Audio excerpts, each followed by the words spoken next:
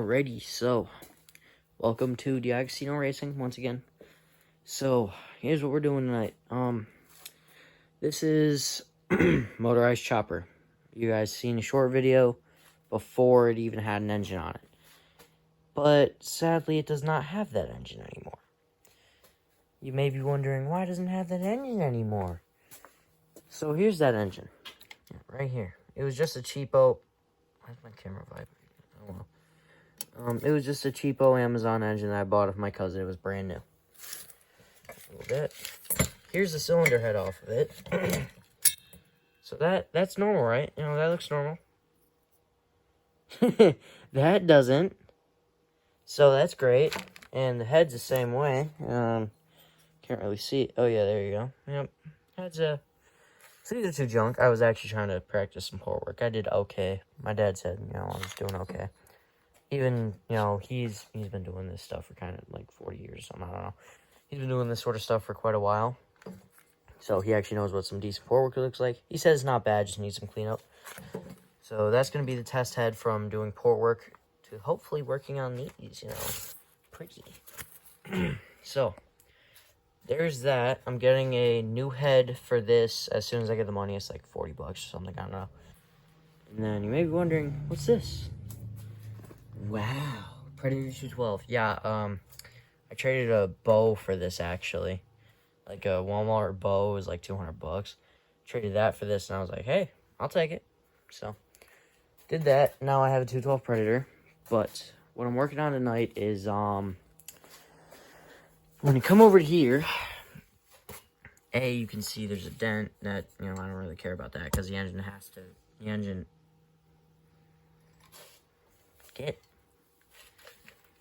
stay. So the engine, there's a bolt right here, because the engine was kind of sitting on here. I'll put a picture or something in. The engine was sitting right here, and, it was in this area. The carburetor, it was like that, essentially. There's a bolt that holds the two halves of the block together right here, and my cousin had to dent it to fix that issue. We also had to dent this portion of the frame, too, so we could actually get the engine mount on here. So if it like that, you could pull it in on this finger and this finger. But here's where it got bad. Yeah, that's where it got really, really bad. Especially considering I can just, do that from the bottom. Basically, my cousin, he used a step bit. Which, if you know what a step bit is, then you're like, Jesus Christ, why would he use a step bit of all things? A step bit, essentially, is a standard drill bit, but instead of, here, let me show you. Instead of, let's see. Instead of this design, instead of this, there's little steps that goes on, on and on and on. Let me see if I have one in here. I might. Let's see. I do not. Nope. Nothing. There's a broken one in here. Well, there was, but not anymore. Excuse me. So yeah, he used a step bit on it, and wait a minute, is it here? Nope. Okay, I guess it's just gone. Just disappeared in the realm of the toolbox, or maybe in this one, or maybe in that one. I don't know. He used a step bit, and if you can see right through there. You can kind of, yeah, he mangled it. So, I get it, you gotta get a socket in there, but dude, come on, do it the right way. He didn't know that, and he didn't do it the right way, and just use a step bit instead of, like, drill, take the engine off, punch, drill. Shut up! Hang on, let me turn the speaker off. Sorry about that, there we go. So, when he was using that step bit, he just went for it. He didn't pull the engine. He just kind of slid it off that way and called it a day and just burp, burp. And that was that. That was history. And then this was the only stud that was able to go in there. Maybe it was this one. I don't know. It was one of these two. So then, once that happened, we were ripping on it. Obviously we were having fun because, it's a fresh build. Obviously, we want to have a little bit of fun.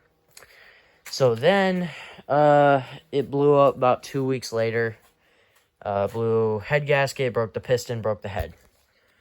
So, that's always fun. But hopefully, if I get that head kit, And this is not going to be in there. This is not going to be, this, I can just throw in the trash, or if I want to continue to use pour work, the side's untouched. And then the other one can just kind of, get slapped on there with a new piston, new gaskets everywhere, this, that, and the other, blah, blah, blah. And, yeah. But to fix that issue, here's what I was thinking. I have this, which this is actually a part of the chain guard. We kind of sliced up the chain guard a little bit to use it for other things. But, this is a portion of the chain guard which was unnecessary for this build, essentially. Due to how the chain was set up, it was run on the back sprocket, up on top of the tensioner, not on the bottom. Different, right? Up on top of the tensioner, down. It was actually grinding a hole in this frame. I gotta fix that. And then down to the engine, back down, around, blah, blah, blah. And, oh, crap, what was I talking about? Oh, yeah, so that's, that's how the chain was routed. So, what I'm going to do to fix that is, that's why we can't use a chain. What I'm going to do to fix that issue is I, made this little metal plate. It's not the greatest looking. I got to clean it the rest of the way up. I know. This side's already clean. This side's not clean. There. That's basically it. No. Hold it in. Then, once that's all taken care of, I gotta make another one for the bottom, weld that one in. Then once that one's welded in, I gotta build an engine mount. And once the engine mount's built, I can mount the engine. And call it a day. And yes, I would use those welders right there, those nice ones, the Miller one, that. But those ones, A, aren't plugged in, and 2, I think that one's broken. See, that's great. So yeah, that's good. Yeah. What else? Also, that one over there, that one's getting a rebuild soon. That one needs a little bit of everything. Needs rear brakes, needs some touch-up, needs... Same issue that this one has, just kind of... is a little bit floppy up here. The whole headset mechanism's kind of messed up. That's because the shim came out. There's a little shim up here, and this kind of popped out because it's plastic and it's a piece of junk. I gotta tuck it down more, and yeah. So I gotta fix that. I gotta fix that one. That one's good. That one needs a front tube because it keeps draining air. And then there's another mongoose in the back. That one needs a little bit of everything.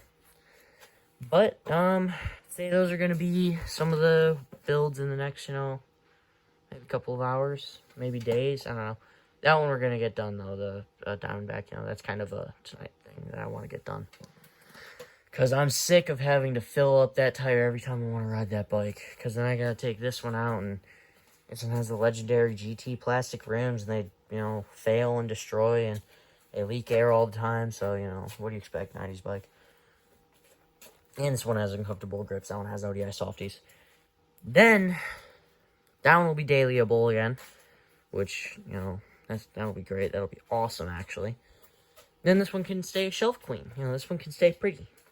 Yeah. Alright, well, thanks for watching. Thanks for watching the D'Agostino Racing channel. Hopefully more on this ordeal, more on that ordeal, more on that ordeal, more on that. Yeah, have a great night. Take it easy. Bye-bye.